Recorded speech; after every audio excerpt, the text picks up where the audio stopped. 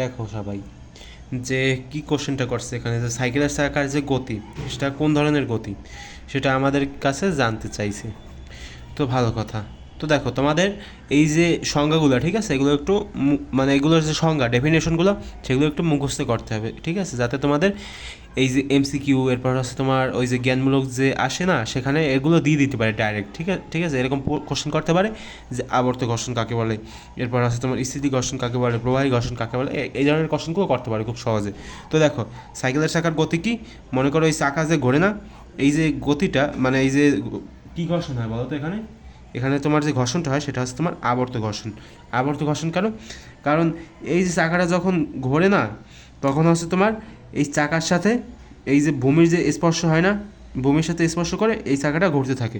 তো সেজন্য হচ্ছে এখানে আবর্ত ঘর্ষণের সৃষ্টি হয়, ঠিক আছে। সেজন্য এটাকে মানে সাইকেলের চাকার যে গতি মানে গতি, সেটা হচ্ছে তোমার আবর্ত ঘর্ষণ। এরকমভাবে তুমি আরও মানে ঘর্ষণের যে সংজ্ঞা সেগুলো তুমি মানে মুখস্থ করতে পারো, তাহলে তোমার সুবিধা হবে পরবর্তীতে জ্ঞানমূলক যে কোশ্চেনগুলো আছে সেগুলো সলভ করতে বা সেগুলোর অ্যান্সার দিতে।